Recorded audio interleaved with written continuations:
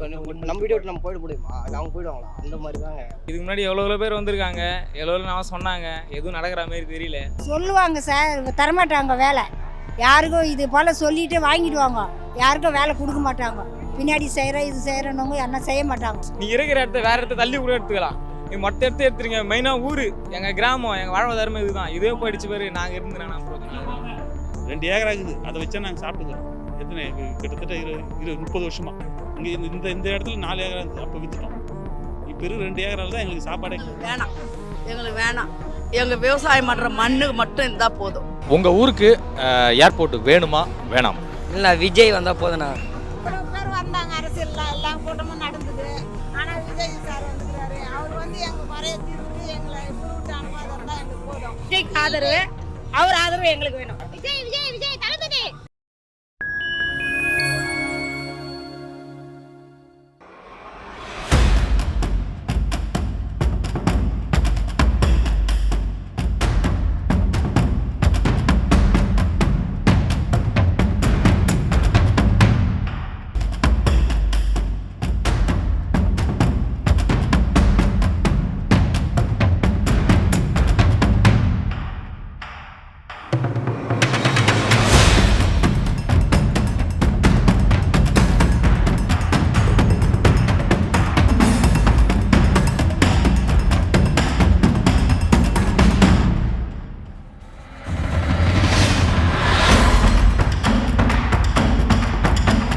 சொல்லலாம் நீங்களா, இவன் வளர்ச்சிக்கு எதிரானவன் அப்படி இப்படின்னு சொல்லி ஒரு கதையை கட்டி ஆரம்பிச்சிருவாங்க.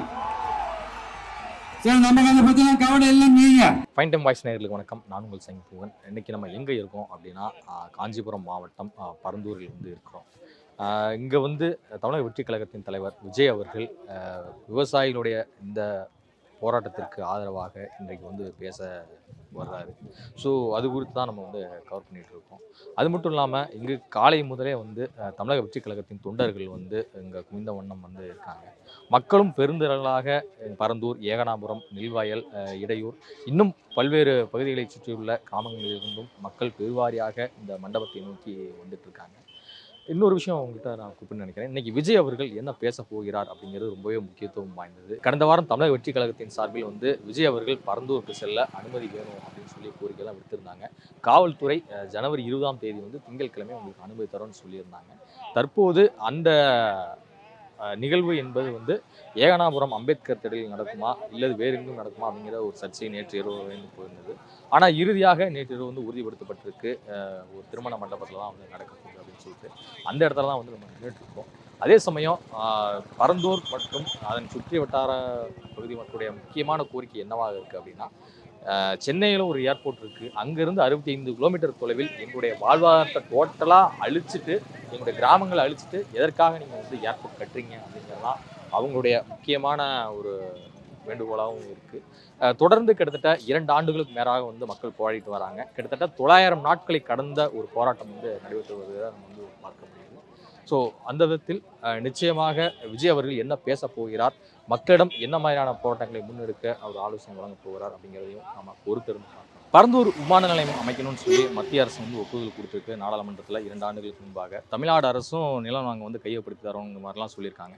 இன்னைக்கு உங்களுடைய தலைவர் விஜய் அவர்கள் வந்து பரந்தூர் விவசாயிகளுக்கு ஆதரவாக வந்து குரல் கொடுக்க இருக்கிறார். சும்மா இங்கே இருக்கிறவங்கள இப்போ காலி பண்ணுறப்போ அவங்களுக்கு எவ்வளோ மன கஷ்டமாக இருக்கும். ஒரு சொந்த மண்ணை விட்டுட்டு, ஒரு விவசாயம் பண்ணுற நிலத்தை விட்டுட்டு நாங்கள் விமான நிலையம் தான் வர வைப்போம்னா அது எவ்வளோ ஒரு தப்பு. அது நம்ம வீடியோ நம்ம போயிட முடியுமா? இல்லை அவங்க போயிடுவாங்களா? அந்த மாதிரி தாங்க. ஆனால் இது வந்து ஆனால் சில பேர் என்ன பண்ணுறாங்க, இல்லை விமான நிலையம் தான் வரணும். ஆனால் அது எப்படிங்க விமானத்தை வச்சு எதனா சாப்பிட முடியுங்களா சொல்லுங்க. எங்களுக்கு சோறு கிடைக்குமா? ஒரு ஏக்கருக்கு 25 மூட்டை நெல் குறைஞ்சது. சும்மா ஒரு 2500 ஏக்கர் 25 மூட்டை ஏக்கருக்கு நெல் சேமித்து அது வந்து கவர்மெண்ட்டுக்கு வரும், கமிட்டிலேருந்து வரும். அந்தந்த வருஷத்துக்கு ஒரு ஏப்ரல் மேல வரும், ஒரு மாதம் இருக்கும். நெல் கமிட்டி கொள்முதல் பண்ணி குடோனுக்கு எடுத்துன்னு போயிடுவாங்க. அது வருஷம் வரும். மூட்டைகள் கொள்முதல் செய்யப்படும் இந்த பகுதியில் அது வரும் 7000, 10,000, 15,000 எல்லா ஊருக்கும் இப்போ கமிட்டி கொடுத்துட்றாங்க. அதனால நெல் வந்து எல்லா ஊருக்கும் போகுது. இப்போ ஏகனாபுரத்துலையும் கமிட்டி வரும், நெல்வாயிலும் கமிட்டி வரும், அப்புறம் எடையார் பக்கம், வளத்தூர், புரிசை எல்லா இடத்துலையும் கமிட்டி வருது. இதுக்கு முன்னே எல்லாம் கமிட்டி. இப்போ கமிட்டி நெல் கொள்முதல் பண்ணுறது அதிகமாக வருது அரசாங்கம். அதனால் எல்லாமே அங்கங்கே டிஸ்ட்ரிபியூட் நெல் அங்கே போட்டுருவாங்க. யாரும் காஞ்சிபுரம் டவுனில் இருந்து மண்டியில் போகிறது கிடையாது. எல்லோருமே இங்கே கமிட்டியில் போட்டுருவாங்க. எல்லாம் நல்ல லாபம் கிடைக்குது. விவசாயம் நல்லா சந்தோஷமாக தான் இருக்கிறாங்க. நல்ல மழையும் பெய்யுது, ஏரியும் நிரம்புது, விவசாயிகள்லாம் இருக்குது, ஆடு மாடு புல்லு நல்லா கிடைக்குது, எல்லாம் நல்லா இருக்கிறாங்க. என்ன ஒன்று விவசாயம் அழிஞ்சிருமே. இப்போ இந்த 5000 ஏக்கர் ஏர்போர்ட் வந்ததுன்னா அதை சுற்றி இருக்கிற நிலம்லாம் விவசாயம் பண்ண மாட்டாங்க.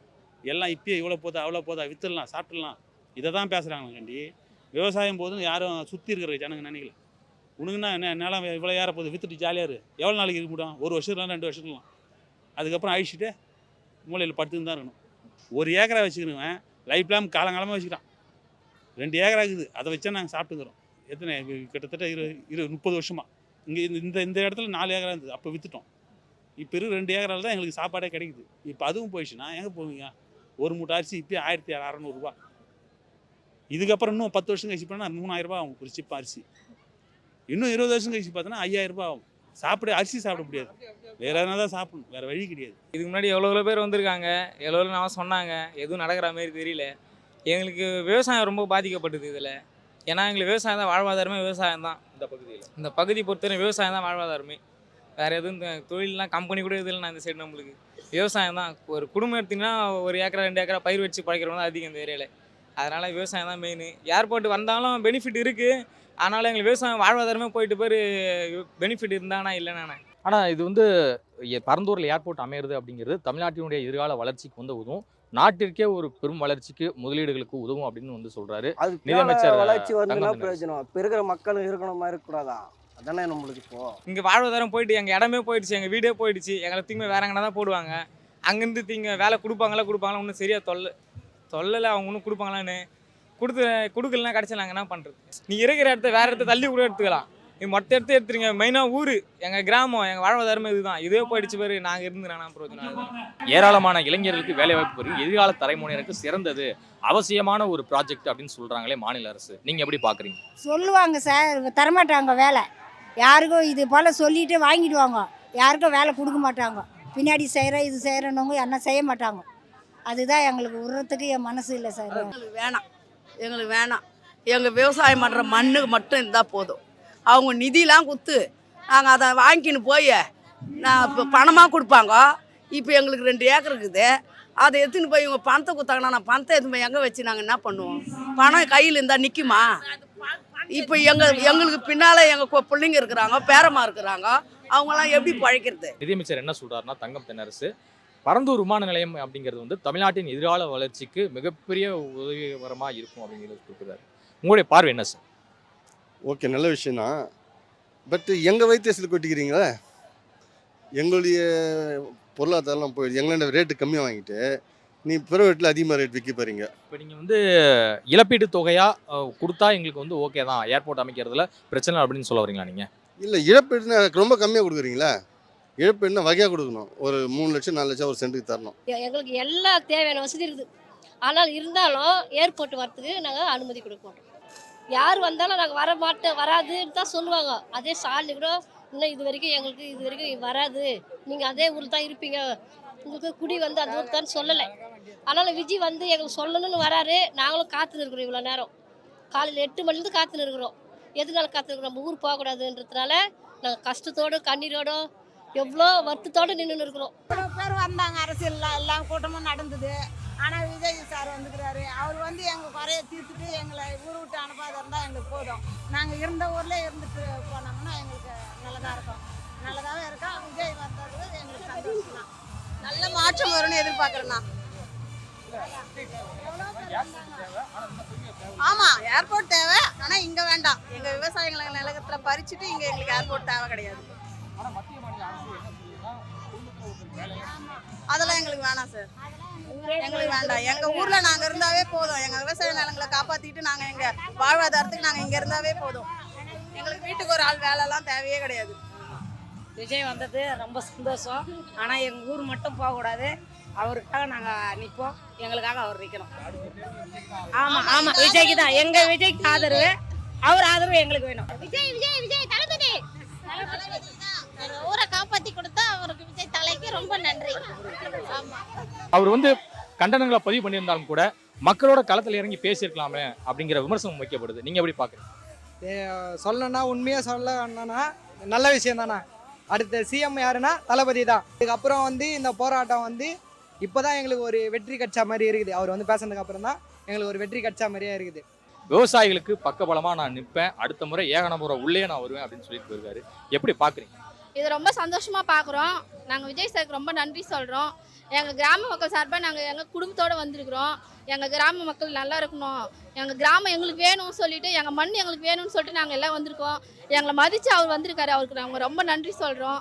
இது எங்களோட கடமை. நாங்கள் இன்றைக்கி எங்களை வேலை வெட்டி எல்லாத்தையும் விட்டுட்டு, எங்கள் குழந்தைங்க ஸ்கூல் படிப்பு விட்டுட்டு நாங்கள் இங்கே எங்கள் ஊருக்காக வந்திருக்கிறோம். அவருக்கு ரொம்ப ரொம்ப நன்றி சொல்கிறோம்.